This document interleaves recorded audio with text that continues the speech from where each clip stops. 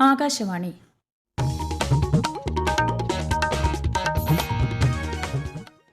നമസ്കാരം. പ്രാദേശിക വാർത്തകൾ വായിക്കുന്നത് ശ്യാമ.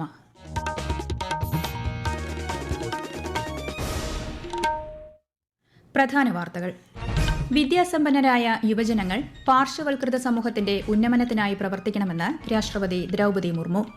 ട്രോളിംഗ് നിരോധന കാലയളവിൽ മത്സ്യത്തൊഴിലാളികൾക്ക് ആനുകൂല്യങ്ങൾ വിതരണം ചെയ്യാത്തതിൽ പ്രതിഷേധിച്ച് നിയമസഭയിൽ പ്രതിപക്ഷ വാക്കൌട്ട്. ദേശീയ പരീക്ഷാ സംവിധാനത്തിൽ സമഗ്ര പരിഷ്കരണം ആവശ്യപ്പെടുന്ന പ്രമേയം നിയമസഭ പാസാക്കി. പകർച്ചവ്യാധി പ്രതിരോധത്തിനായുള്ള സ്കൂൾ തല പ്രചാരണ പരിപാടിക്ക് സംസ്ഥാനത്ത് തുടക്കം. മന്ത്രി കെ മുരളീധരൻ ഉദ്ഘാടനം നിർവഹിച്ചു. തൃശൂരിലെ സ്വകാര്യ ആശുപത്രികളിലെ നഴ്സുമാരുടെ സമരം ഒത്തുതീർപ്പാക്കുന്നതിന് മന്ത്രിമാരുടെ നേതൃത്വത്തിൽ തിരുവനന്തപുരത്ത് ചർച്ച നാളെ. സംസ്ഥാനത്ത് ശക്തമായ മഴയ്ക്ക് സാധ്യത. കണ്ണൂർ, കാസർഗോഡ് ജില്ലകളിൽ ഇന്നും നാളെയും ഓറഞ്ച് ജാഗ്രത. കേരള, കർണാടക, ലക്ഷദ്വീപ് തീരങ്ങളിൽ മത്സ്യബന്ധനത്തിന് വിലക്ക്. ഫിഫ ലോകകപ്പ് ഫുട്ബോളിൽ ഇന്ന് ഐവറി കോസ്റ്റ് നോർവേയെ നേരിടും. വാർത്തകൾ വിശദമായി.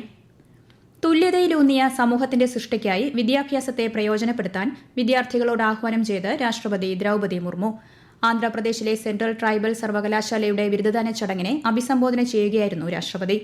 വിദ്യാസമ്പന്നരായ യുവജനങ്ങൾ പാർശ്വവൽകൃത സമൂഹത്തിന്റെ ഉന്നമനത്തിനായി പ്രവർത്തിക്കണമെന്നും രാഷ്ട്രപതി പറഞ്ഞു. 373 വിദ്യാർത്ഥികൾ രാഷ്ട്രപതിയിൽ നിന്ന് ബിരുദം സ്വീകരിച്ചു. ട്രോളിംഗ് നിരോധന കാലയളവിൽ സംസ്ഥാനത്തെ മത്സ്യത്തൊഴിലാളികൾക്ക് ആനുകൂല്യങ്ങൾ വിതരണം ചെയ്യാത്തതിൽ പ്രതിഷേധിച്ച് നിയമസഭയിൽ പ്രതിപക്ഷ വാക്കൌട്ട്.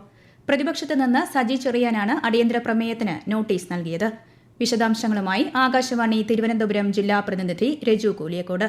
ട്രോളിംഗ് നിരോധന കാലത്ത് മത്സ്യത്തൊഴിലാളികളെ സംരക്ഷിക്കേണ്ട ഉത്തരവാദിത്തം സർക്കാരിനുണ്ടെന്ന് സജി ചെറിയാൻ പറഞ്ഞു. മത്സ്യത്തൊഴിലാളികൾക്ക് ആനുകൂല്യം സർക്കാർ ലഭ്യമാക്കേണ്ടതാണെന്നും മത്സ്യത്തൊഴിലാളികൾക്കുള്ള വായ്പകൾക്ക് മൊറട്ടോറിയം നടപ്പാക്കുന്ന നടപടി സർക്കാർ സ്വീകരിച്ചില്ലെന്നും പിണറായി വിജയൻ ആരോപിച്ചു. ബജറ്റിൽ മത്സ്യത്തൊഴിലാളി മേഖലയിൽ 50 കോടി രൂപ അധികമായി അനുവദിച്ചിട്ടുണ്ടെന്ന് മുഖ്യമന്ത്രി വി ഡി സതീശൻ പറഞ്ഞു. സമ്പാദ്യ സമാശ്വാസ പദ്ധതി പ്രകാരം മത്സ്യത്തൊഴിലാളികൾക്ക് കൊടുക്കുന്ന 4500 രൂപയിൽ ആദ്യ ഗഡുവായ 1500 രൂപ കൊടുത്തുകൊണ്ടിരിക്കുകയാണെന്നും ആലപ്പുഴ, എറണാകുളം, കോഴിക്കോട് ജില്ലകളിൽ ആദ്യ ഗഡു വിതരണം പൂർത്തിയായതായും മന്ത്രി വി ഇ അബ്ദുൽ ഗഫൂർ മറുപടിയായി പറഞ്ഞു. മറ്റു ജില്ലകളിൽ വരും ദിവസങ്ങളിൽ ആദ്യ ഗഡു വിതരണം പൂർത്തിയാകുമെന്നും സൗജന്യ റേഷൻ വിതരണം ഉടൻ ആരംഭിക്കുമെന്നും മന്ത്രി വ്യക്തമാക്കി.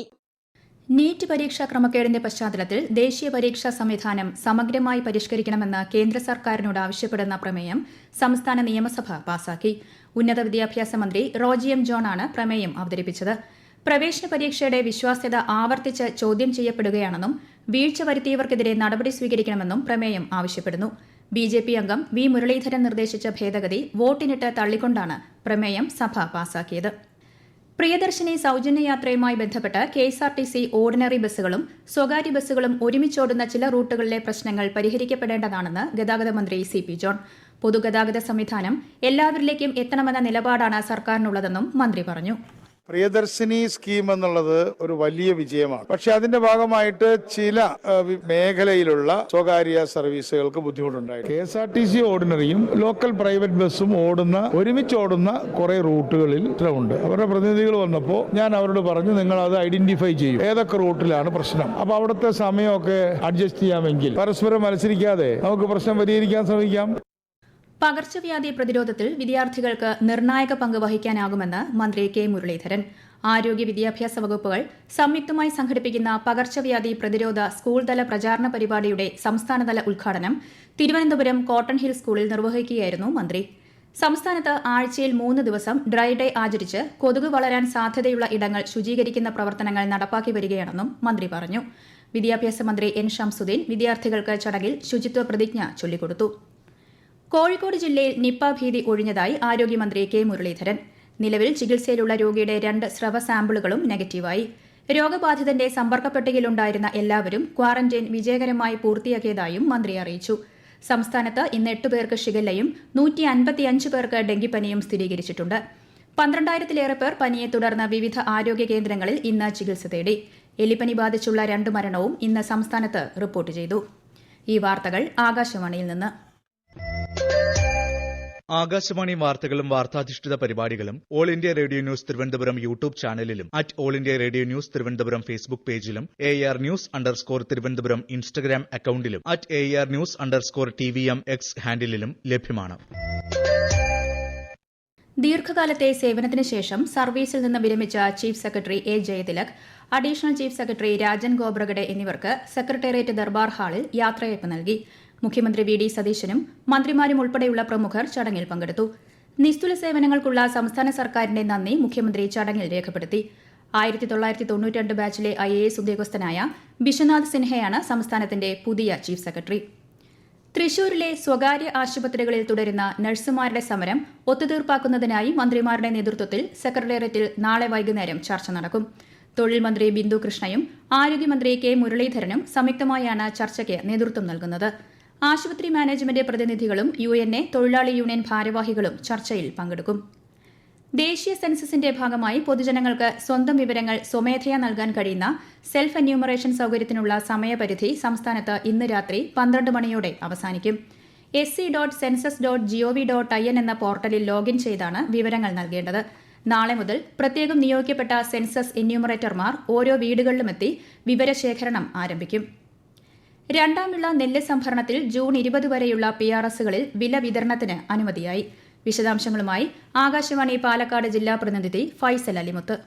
വില വിതരണത്തിന് ആവശ്യമായ തുക ലഭ്യമാക്കിയതായി സപ്ലൈകോ അറിയിച്ചു. ഇതോടുകൂടി പാലക്കാട് ജില്ലയിലെ ഭൂരിഭാഗം കർഷകർക്കും നെല്ലുവില ലഭ്യമാകും. നേരത്തെ മെയ് 15 വരെയുള്ളതാണ് അനുവദിച്ചിരുന്നതെങ്കിലും കർഷകരുടെ ആവശ്യത്തെ തുടർന്നാണ് തീയതി നീട്ടി നൽകിയത്. ഓഗസ്റ്റ് 1 മുതൽ അടുത്ത ഒന്നാം വിള നെല്ലെടുപ്പ് നടപടികൾക്ക് തുടക്കമാകുമെന്നും സപ്ലൈകോ അറിയിച്ചിട്ടുണ്ട്. കണ്ണൂർ മട്ടന്നൂരിൽ 2ാം ക്ലാസ് വിദ്യാർത്ഥിയെ അധ്യാപകൻ മർദ്ദിച്ച സംഭവത്തിൽ പോലീസ് കേസെടുത്തു. ബോർഡിൽ എഴുതിയത് പകർത്തി എഴുതാൻ വൈകിയതിനാലാണ് അധ്യാപകൻ കുട്ടിയെ മർദ്ദിച്ചത്. ഫിഫ ലോകകപ്പ് ഫുട്ബോൾ നോക്കൌട്ട് മത്സരത്തിൽ ഇന്ന് രാത്രി 10:30 ഐവറി കോസ്റ്റ് നോർവേയെ നേരിടും. രാത്രി 2:30 ഫ്രാൻസ് സ്വീഡൻ പോരാട്ടം. നാളെ പുലർച്ചെ 6:30 മെക്സിക്കോ ഇക്വഡോർ മത്സരം. ഇന്ന് പുലർച്ചെ നടന്ന മത്സരത്തിൽ മൊറോക്കോ നെതർലൻഡ്സിനെയും പരാഗ്വ ജർമ്മനിയെയും പരാജയപ്പെടുത്തി പ്രീ ക്വാർട്ടറിൽ കടന്നു. സംസ്ഥാനത്ത് അതിശക്തമായ മഴയ്ക്ക് സാധ്യതയെന്ന് കേന്ദ്ര കാലാവസ്ഥാ വകുപ്പ്. കണ്ണൂർ, കാസർഗോഡ് ജില്ലകളിൽ ഇന്നും നാളെയും ഓറഞ്ച് ജാഗ്രത നൽകി. 10 ജില്ലകളിൽ ഇന്നും 7 ജില്ലകളിൽ നാളെയും മഞ്ഞ ജാഗ്രതയാണ്. കേരള, ലക്ഷദ്വീപ് തീരങ്ങളിൽ മറ്റന്നാൾ വരെയും കർണാടക തീരത്ത് ശനിയാഴ്ച വരെയും മത്സ്യബന്ധനത്തിന് വിലക്കേർപ്പെടുത്തി. രാജ്യത്തെ ഓഹരി വിപണികളിൽ നഷ്ടം. സെൻസെക്സ് 249 പോയിന്റ് താഴ്ന്ന് 76,478-ലും നിഫ്റ്റി 80 പോയിന്റ് ഇടിഞ്ഞ് 23,865-ലുമാണ് വ്യാപാരം അവസാനിപ്പിച്ചത്. സ്വർണ്ണവില വർദ്ധിച്ചു. പവന് 1,400 രൂപ വർദ്ധിച്ച് 1,04,160 രൂപയും ഗ്രാമിന് 13,020 രൂപയുമാണ് ഇന്നത്തെ വില. മലയാള മനോരമ മുൻ സീനിയർ ഫോട്ടോഗ്രാഫർ PR ദേവദാസ് അന്തരിച്ചു. 70 വയസ്സായിരുന്നു. കോട്ടയത്തെ സ്വകാര്യ ആശുപത്രിയിലായിരുന്നു അന്ത്യം. സ്വദേശാഭിമാനി അവാർഡ് ഉൾപ്പെടെ നിരവധി അംഗീകാരങ്ങൾ അദ്ദേഹം നേടിയിട്ടുണ്ട്. കൊച്ചി വാട്ടർ മെട്രോയുടെ മാതൃകയിൽ ആലപ്പുഴ, കൊല്ലം ജില്ലകളിലേക്കും പദ്ധതി വ്യാപിപ്പിക്കുമെന്ന് ഗതാഗത മന്ത്രി CP ജോൺ. ഇതിന്റെ സാധ്യതകളെക്കുറിച്ച് കൊച്ചി മെട്രോ റെയിൽ മുഖേന പഠനം നടത്തി റിപ്പോർട്ട് ദേശീയ ജലപാത അതോറിറ്റിക്ക് സമർപ്പിച്ചതായും മന്ത്രി നിയമസഭയിൽ വ്യക്തമാക്കി.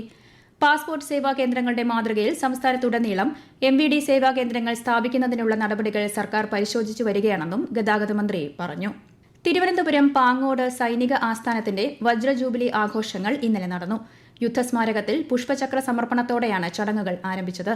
തുടർന്ന് നടന്ന പ്രത്യേക സൈനിക സമ്മേളനത്തിൽ പാങ്ങോട് സൈനിക കേന്ദ്ര മേധാവി ബ്രിഗേഡിയർ അനുരാഗ് ഉപാധ്യായ മികച്ച ഉദ്യോഗസ്ഥരെ ആദരിച്ചു.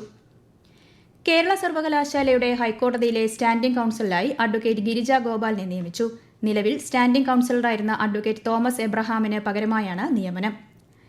തിരുവനന്തപുരം പാറശാല താലൂക്ക് ആശുപത്രിയിൽ ഉദ്ഘാടനം കഴിഞ്ഞ പുതിയ കെട്ടിടം പൂർണ്ണമായും പ്രവർത്തന സജ്ജമാക്കാൻ അടിയന്തര നടപടികൾ സ്വീകരിക്കണമെന്ന് മനുഷ്യാവകാശ കമ്മീഷൻ.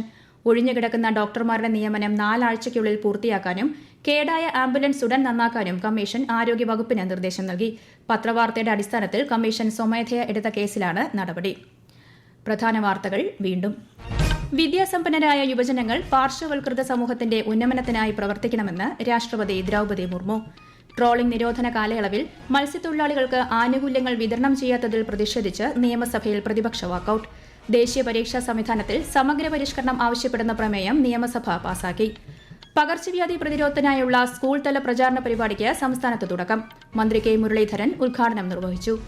തൃശൂരിലെ സ്വകാര്യ ആശുപത്രിയിലെ നഴ്സുമാരുടെ സമരം ഒത്തുതീർപ്പാക്കുന്നതിന് മന്ത്രിമാരുടെ നേതൃത്വത്തിൽ തിരുവനന്തപുരത്ത് ചർച്ച നാളെ. സംസ്ഥാനത്ത് ശക്തമായ മഴയ്ക്ക് സാധ്യത. കണ്ണൂർ, കാസർഗോഡ് ജില്ലകളിൽ ഇന്നും നാളെയും ഓറഞ്ച് ജാഗ്രത. കേരള, കർണാടക, ലക്ഷദ്വീപ് തീരങ്ങളിൽ മത്സ്യബന്ധനത്തിന് വിലക്ക്.